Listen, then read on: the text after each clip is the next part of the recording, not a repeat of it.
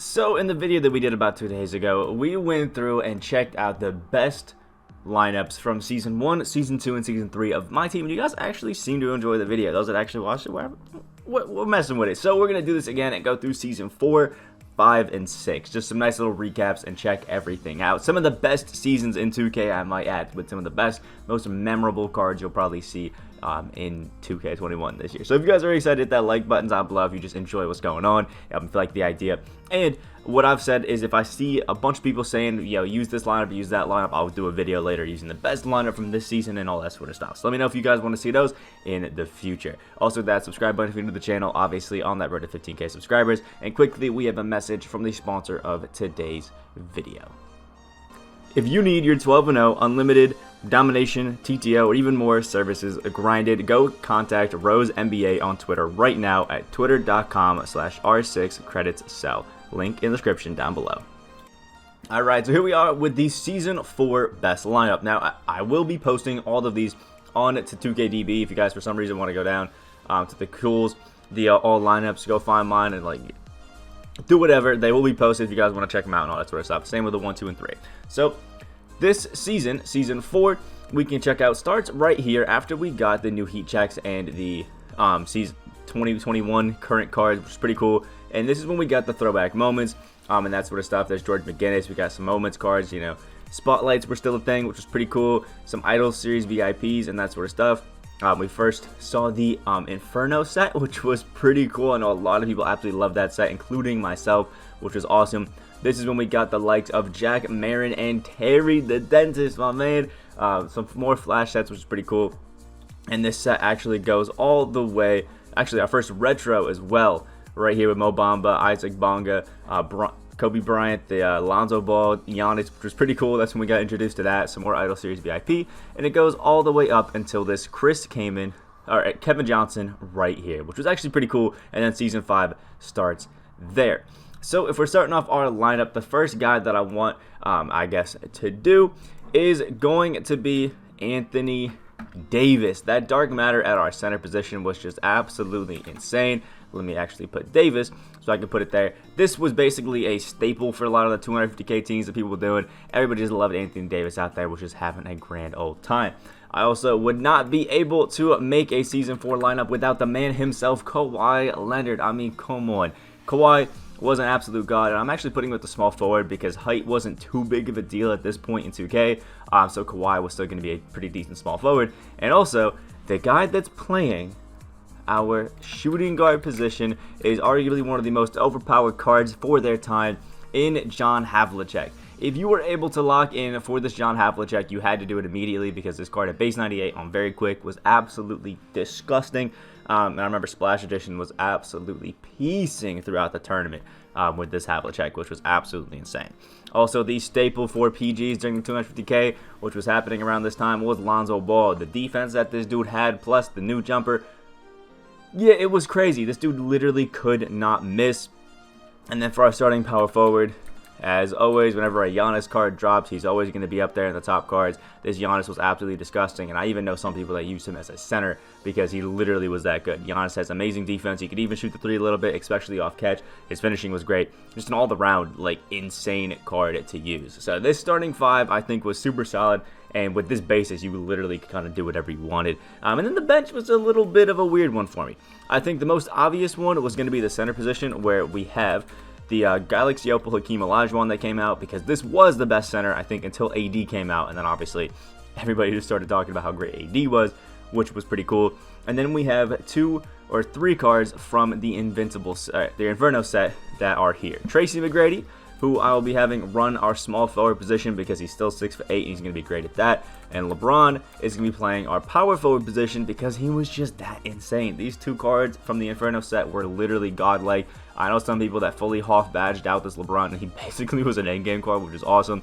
And then, just to run the end of our bench, just in case we need it, we're going to be using the Inferno Ben Simmons because this card was a demon. 6'10" point guard that came out. Couldn't shoot threes for the life of him, but if you played your cards right, you know, rim ran and took middies, you were perfectly fine, and the defense that Ben Simmons brought was actually pretty insane. I remember doing a gameplay on him. It was actually pretty fun to use, despite me not really liking cards that can't shoot. So Sim was pretty fun.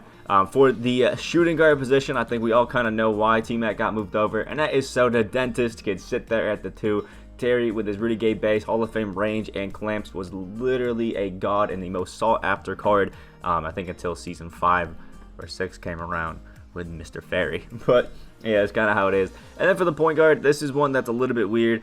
Now, I ended up putting Wade on the bench here, and then Kyrie, I threw up the glitch Kyrie as our backup point guard with Wade over here as the guy that we kind of wanted to round it out by. And that's just because Kyrie... I know Wade, I think, is a little bit better stats-wise, but Kyrie has his jumper on quick. Wade only had it on normal, and Kyrie just has absolutely juiced-up defense, which I really liked. So that was that. Keep in mind, at this point in Season 4, I'm pretty sure I was still using Wade as my starting PG and Curry as my backup. So, yeah, I wasn't actually using either of these cards, but I think that's actually how it was going. And then, just to round it off at the end, we have the man, Carmelo Anthony. This glitch card was a god. One of the few times people were really excited about our Carmelo card, and this Nuggets Carmelo was absolutely saucing it up. So this is our best Season 4 lineup. You can let me know what you think about it down in the comment section below. If there's some guys that you want to sub out because you just don't think that they're quite that. But for me, these dudes were absolutely insane. So now let's move on to the best Season 5 lineup. So, Season 5, we already talked about, started here with David Robinson, Pau Gasol, Cedric Maxwell, and then we started moving in to some pretty crazy stuff. And ended up actually ending during Idol Series 2, Kevin Garnett. So we got a lot of cards actually dropped during Season 5, and it's arguably the best season that we've ever received in 2K. We had the Quantum set, which dropped on day 1 with Kevin Durant, Shaq, Luka Doncic, who was absolutely insane, Lamar Odom, a great budget guy, Gerald Wallace, Bob Sura, one of my favorite dudes to have in 2K at all times. Then we actually ended up getting the introduction of these, Golden Age and Modern Age cards, which was pretty cool. You could grind for free for some of them. We had some more moments that came through. And then there was these, regional cards that they ended up dropping. Like, we got the France set with Sekou Demboya, we got Tony Parker, we got Killian Hayes, Evan Fournier, and Timothée Luwawu-Cabarrot, who you could evo up to a diamond. And we ended up getting those a lot throughout the season, which was pretty cool. We ended up getting the budget, during Flash 7 of Kawhi Leonard with Malik Sealy, which was awesome. Dirk Nowitzki, who was a god. We had, some pretty great, I think, all-around sets. And then we ended up getting the All-Star Spotlight Sims with some of the best cards we've seen in quite a while. Arguably, though, only really caring about the Opals in Wes Unseld, Brandon Roy, and John Wall. Then we saw the first ever Dark Matters in 2K during Season 5 with Michael Jordan and Zion Williamson, which were absolutely insane. You could actually use those to lock in for the first ever Dark Matter coaches, which was kind of crazy and actually pretty cool. And we got this Pantheon All-Star set, which was a really great all-around set. I will say, honestly, it was actually pretty fun. We had the actual All-Star moments, which was cool, with Lillard, Curry, Domantas Sabonis, Anthony Simons, and Giannis, which was awesome. More of those, regional cards that ended up dropping, which is pretty cool. Some more triple threat online and offline rewards. We got another retro set, this being Retro 2, with Derrick Rose, Curry, Hito, Draymond Green, absolutely amazing. And then some more moments and things like that to round it out. And then Idol Series, Kevin Garnett dropped here with KG. And then we have Paul Pierce, Larry Bird, Andre Iguodala, Andrew Wiggins, Sam Cassell, Chris Webber, and Fred Hoiberg. And that rounds it out, starting Season 6 with J.R. Smith. So how are we going to exactly make our lineup? But obviously, we got to start out with the card that you got for grinding Season 5, and that was David Robinson. At this time, David Robinson still was one of the best centers in the entire game. I think only closely followed by the man himself, Dirk Nowitzki. This guy was just crazy. I mean, these two centers were the ones that people were arguing between, because Dirk got a brand new jumper and was absolutely piecing everybody out there. He was dummy cheesy, literally could do anything. And same thing with David Robinson. Had some of the best defense a center could possibly have in the game, and these two basically ran the streets. If somebody didn't have Dirk, they either had David Robinson or Pau Gasol. That's just kind of how it shook up, and it was absolutely insane. Now, from the Quantum set, we have, I think, two cards that I'm going to include here. The first being, who was the new crowned best PG in the game, Luka Doncic's Quantum with his new Dante Exum base. For a while, he had a pretty terrible release, and then they decided, you know what, here we go. Here's Luka Doncic, and it was crazy. This card was absolutely insane. And then to round off the bench, I wanted to include Kevin Durant, because he was actually a pretty I think, mainstay card during his Quantum set. A lot of people loved him. He was super expensive for a while, and he was just an all-around good card. It'd also be criminal if I didn't include one of the new Dark Matters in Zion Williamson. Zion cards still, because the meta hadn't fully switched to everybody being insanely tall, Zion still had a lot of play, I think, despite, you know, being a little bit undersized. He was just an absolute demon. And Kawhi is still sitting strong there as the guy. Okay, it's not letting me click it. Kawhi is still standing strong as the guy that we're running as our shooting guard. This dude was just absolutely insane. One of the best 3&D cards in the game, which was awesome. But I actually think that it's time that we replace Terry with Malik Sealy, because if you have one Kawhi Leonard, why the hell wouldn't you want two? These cards are literally the same. Ray Allen release on very quick and just absolute demons. Now, a bit of a controversial take here, maybe at this power forward, but we are going with the man himself, Wes Unseld. This card was insane. He was a 6'7" guy that the power forward could shoot any three he wanted with the Kobe Bryant base on very quick, cover slide, and just literally do everything. This Wes Unseld was crazy, and I just absolutely loved him. And along with saying that, we have John Wall, who was one of the few, I think, shorter PGs for a while that you actually could use and have some fun with, obviously because Luka Doncic is there at our, you know, starting position. And then we are going to be running, if I can type it in correctly, Magic Johnson's Golden Age card at the backup. These two, I think, were the top 2 point guards at the time. You still could use Lonzo. I think there was actually a Galaxy Opal that dropped as well during this time, but I think these two are just the ones that you wanted to run, man. Luka and Magic. Magic just being one of the shiftiest cards in the game, and Luka having one of the best releases in the game at 6'7", really kind of just changed up the game. And then these last 3 spots are kind of just whoever the hell you really wanted to use at the time, because obviously it's your backup. But I think that the new card that dropped for Paul George was a mainstay in a lot of cards right here. PG having his jump shot on very quick was awesome, and the defense was great. Sadly, he didn't have the greatest of dribble styles, but not too many cards did at this point. So when ones like these starting 5 had them, it was pretty nice. And then our backup power forward is going to be one that I think a lot of people forgot about, and that is Kermit Washington. You added range onto this Kermit Washington. He was one of the best cards in the game because he's, I think, a 6'9", small forward, power forward with the Dante X and base. Basically the invincible LeBron before we actually got LeBron, which was awesome. And when you got him out of the vault, you were using Kermit Washington. I tried real hard to get him and Terry. It just never worked out. Then this last spot, I've debated between guys like, you know, Giannis out here at the moment, and some other guys. But I think because I don't know, a little bias, I'm going to go with Pau Gasol. This Galaxy Opal was just super fun for me and was my guy for running just all the time. You could sub out, you know, this Wes Unseld for a Giannis moments or something like that. I didn't think it was too much greater than the, you know, the Galaxy, the pink point card, the pink diamond, whatever you want to call it. It was fun, and this is my best Season 5 lineup. Arguably the best or second best season of 2K. And now let's get into Season 6. Alright, so as we talked about before, Season 6 started with J.R. Smith, and this was our glitched reality season where the glitched market was here and all this crazy stuff. Also, Julius Randle at the time was only a Galaxy Opal, which was kind of cool. And we got Mel Daniels from Mystery Domination, who you could actually Evo up into a Galaxy or Dark Matter, which is pretty cool. The first free Dark Matter that anybody could actually get.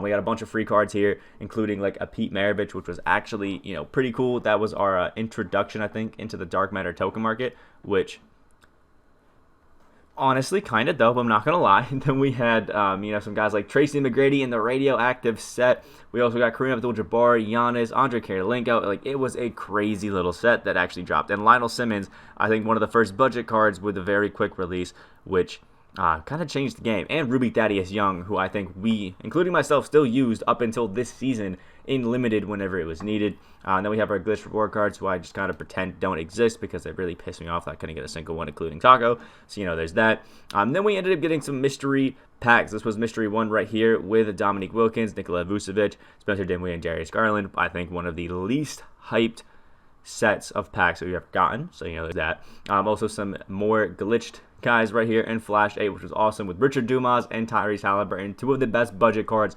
of all time in 2K, which is absolutely amazing. And then Danny Ferry ended up coming out in the Triple Threat Offline rewards, and everybody was going dummy for him. And the introduction of Out of Position with Out of Position 1 was here, and one of the more interesting ones, I will say. Grant Hill and Kobe were absolutely amazing. Kevin Durant was a cook up. Magic Johnson, I think, was amazing at the power forward. And LaMelo Ball was a sleeper in the entire set with Joakim Noah at 6'11", kind of being trash. Then we ended up getting some free cards throughout the season, like Bruce Bowen, where you could just grind them up, and Kelly Oubre Jr., which was absolutely awesome. Ended up locking them in for, I think, eventually Dark Matter throughout the season, which was pretty cool. And then we got some limited time events right here with the glitch rewards, which is pretty cool. Some more mystery sets, some Idol Series VIP, and that sort of stuff, which is cool. Always some nice stuff. Jaren Jackson in the free card, which is always fun. And then warped reality happened with Ben Simmons, Shaq, Steph Curry all getting their warped realities. Then Kyle Kuzma, Penny Hardaway, Rudy Gay, Caruso, Korver, and Bull finally graced us with his presence, which was absolutely amazing. Andre Miller came out, another little free card, some more mysteries here. And then we had the final Idol Series, which you could lock in to get yourself a beautiful Ralph Sampson. And now remembering, you locked in all of these Season 6 reward cards to get yourself a Galaxy level Tony Kukoc, who was an absolute demon. And then we got some more moments, I think, to finish off the season. And Season 6 ended with the current 21 NBA Series 3 cards that ended up dropping, which I'm real glad that they did in hindsight, because it really helped in that Invincible Challenge. So now we have to pick out who's going to be the best in the lineup. But I think there's two cards that I think everybody just kind of understands is going to be here, and that's Ben Simmons and Danny Ferry. I mean, like, come on. If you have a best Season 6 lineup and these two people are not on it, or these two cards are not on it, you're kind of just kidding yourself, honestly. Like, you are really just kidding yourself with what's going on. Now, the rest of the positions are kind of difficult, but I think the staple, especially for next gen, is going to be Bull at that center position, or even backup power forward, something like that. Bull ran the MyTeam streets as soon as he came out in the Warped Reality set, and I still see this pink diamond to this day in nearly every other game that I play, which is just kind of insane. Our shooting guard is going to be the man himself, none other than Tracy McGrady, who whenever he gets a card is always top tier. This card at the time was just absolutely amazing. And my starting small forward has got to be, if I can spell it correctly, Andre Karolinko, because we got another base 98 card. I think this one was only on quick. I'm not sure if it was on very quick. I'm going to check real quick. It was on, yes, it was only on quick for Andre Karolinko, which is unfortunate, but you kind of, I guess expect it to happen. So, other than that, who are we going to rank out here? Because it's obviously our top 5. So, my backup center actually is going to be this Kareem Abdul-Jabbar, who I think, without question, was the best one other than Bol for you to pick up, or even the best guy to run with Bol. You know, Kareem at the center, Bol at the 4. It kind of was just the duo. Now, our small forward is going to be none other than the lock-in reward, Tony Kukoc. I absolutely loved this card, man. I went dummy with him, and anytime I had an excuse to use this 6'10" demon with a Ray Allen base, trust me, I did it. It was absolutely amazing. The backup point guard is going to be another Warped Reality staple in Penny Hardaway. Jump shot 75 on very quick was amazing, and for an on-ball guy, just amazing. If you were playing off-ball, Penny got fried because he has terrible defensive tendencies. All around was an absolutely amazing card. The backup shooting guard, though, is one that I think I may have a little bit of pushback with, because my backup is going to be the out-of-position Kevin Durant, with DeMar DeRozan being our backup. Now, DeMar was the current-gen version of this Tracy McGrady, so honestly, depending on what version you're playing, you could, throw those guys in there. So, yeah, there's that. But I think this Kevin Durant was just so shifty, and being able to play him at the 2 was amazing, and he was budget for most of the season, which I just found really, really amazing to have out there. But, it's personal opinion depending on who you really want to use, I guess. So then for our backup power forward, I had to include him because this card was actually kind of crazy. Basically was the better version of the LaMelo Ball that came out, and it is the Dark Matter of Mel Daniels. Obviously, you had to grind out in the entirety of Domination, get him and Evo him up, which I ended up doing eventually. But in Season 7, Miss Mel Daniels was amazing. It basically was just a cheesy version of Melo. Couldn't do any of the Curry slide or anything like that, but if you knew how to speed burst, this card was crazy. And then for our last few spots on the bench, obviously I gotta include my man Boris Diaw. When they gave him that Delino Gallinari jumper, it changed the game. His defense was crazy. He was shooting the lights out. He was just all around an insanely fun card. And then the last guy, just because I love him and I thought that it was amazing having a Ray Allen base card, I'm including Pistol Pete Maravich for a nice little third point guard out there just to have some fun. I don't really think we need a center power forward like out here, because we have 1, 2, 3, 4 people that can play that. So I kind of played some shooting. Yeah, y'all get it. So this is what we have for our best season 6, I guess, cards out there and lineups, which is actually pretty fun. I'm not gonna lie, it was all around a fun time to just, I don't know, go ahead and reminisce on some of these. Again, all these lineups will be out there. You can have some fun looking at them and even make your own and let me know if I missed out some on sound. Let me know down in the comment section below. Like the video if you did enjoy. Make sure you check out part 1. I'll link in the description down below where we go through season 1 through 3. Hit that subscribe button if you're new to the channel, on the road to 15K subscribers. I hope you have a great rest of your day, and I will see you in the next video.